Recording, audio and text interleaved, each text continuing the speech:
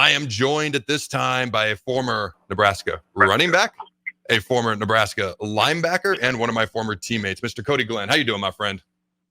I'm doing well. Adam, how you doing? Dude, I am glorious. I don't remember, like I called you this morning about a couple of things, including this interview. I don't think we had talked since 2006, 18 years, and it was so good to hear your voice. I appreciate you joining me.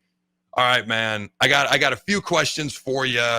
What did you prefer playing more? Running back, which you did more of, but what did you prefer playing more? Running back or linebacker? Man, it's hard to say. I think my body enjoyed playing linebacker more, but, my heart enjoyed playing running back more. Playing running back in Nebraska, it's a big deal. So I would have to say running back was probably, what I loved more. So besides the obvious, you're getting tackled versus tackling, offense versus defense, like the approach to the game and, which position may have been a little bit more challenging. Like, what are the biggest differences between running back and linebackers? One of the few guys that I know that have played it at a Power 5 major Division I level.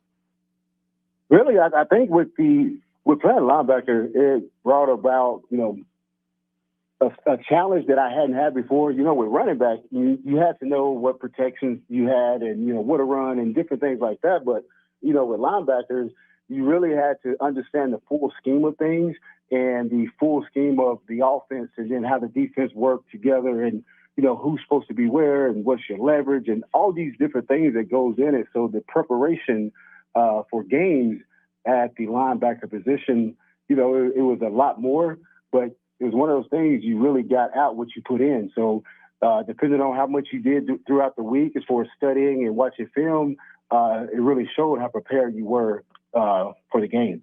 So what you're saying is, contrary to popular belief, defensive players are actually smarter than offensive players. I agree with that 100%. I will not argue. Absolutely.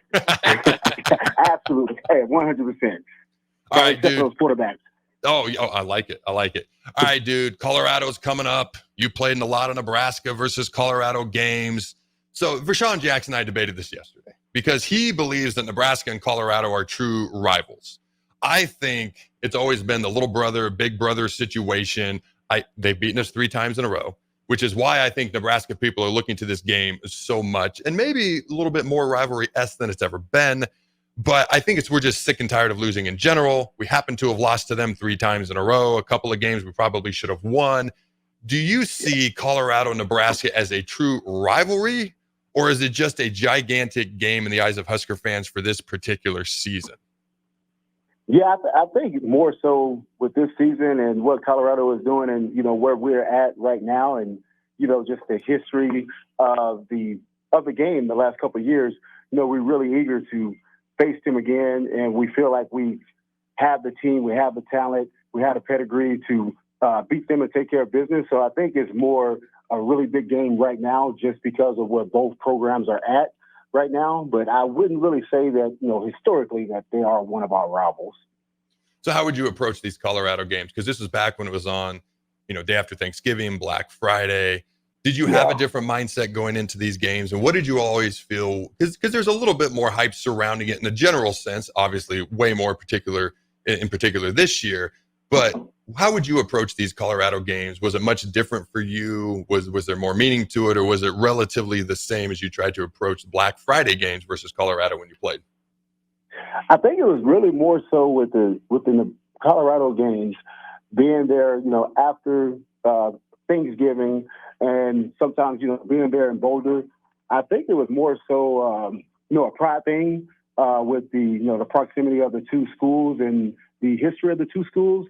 And at that time, when I was playing, it was one of those things where we were clearly better and, we had to take care of business. And it was one of those that you had to go in and make sure you did your job so that the outcome was what it was supposed to be.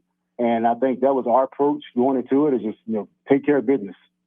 All right, man. So I played for Bo Pelini. He was my defensive coordinator my redshirt freshman year in 2003. Okay. And then he obviously went away and then he came back as the head coach. But in 2008, I don't know if many people remember this, Carl Pelini was actually in his first season as a defensive coordinator. And actually Carl, my D-line coach under Bo, was Jeff Jamrog, but Carl was the assistant D-line coach. So I got to be around him and kind of get a feel for him. And I always thought he was vastly different than Bo, but maybe, just a little bit more quiet just because he was an assistant versus actually being in charge of something at that point. But I always thought he was vastly different than Bo as a personality and temperament. But what was your experience in 2008 when you played linebacker and Carl Pini was in his first season as a defensive coordinator? What was your experience under Carl Pini like? What was he like as a D coordinator? I think you're right as far as, his temperament and how he approached things. He was a little bit, more conservative, and, he was about the X's and O's and making sure you were where you needed to be when you needed to be there, and you understood what the game plan was and what he was asking you to do. And it was one of those where if he got after you, you knew it was, warranted, and you knew that you needed to fix whatever problem it was.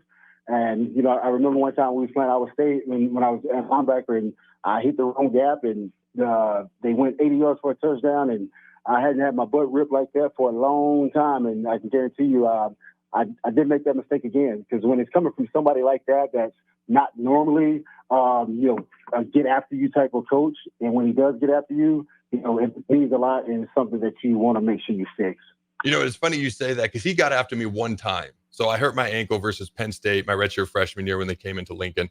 It was the game where Richie had he bear hugged a few people and made a few friends on the Nittany Lions side of things. But I ended up getting hurt later in that game, and I missed a lot of the season with my ankle. But I came back, and I wasn't running. I didn't trust my ankle. I wasn't running fast at all, to be honest with you.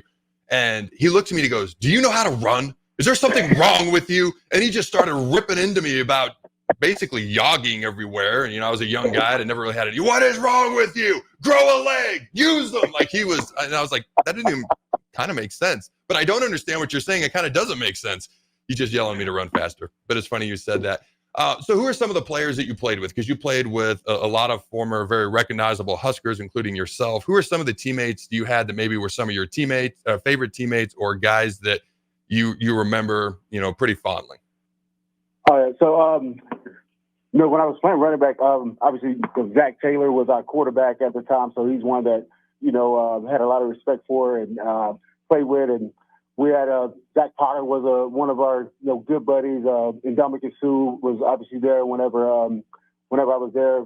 One of my favorite people is Corey Ross. He was there my freshman sophomore year. And, he's a legend there, and he's one of the guys that was there when I was there. And man, we had a lot of guys. Marlon Lucky, me and him were good friends because we was both in the backfield. He was there. Will Compton, he was there at the time. Prince Amukamara.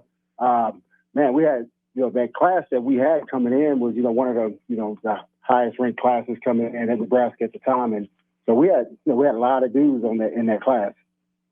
All right, man. Nebraska's got 4 guys fighting for playing time in their running back room right now: Emmett Johnson, Gabe Irvin Jr., Dante Dowdell, Ramir Johnson. All right, Gabe seems to be the short yardage back, and Emmett and Ramir got a lot of carries along with Dante Dowdell during the game.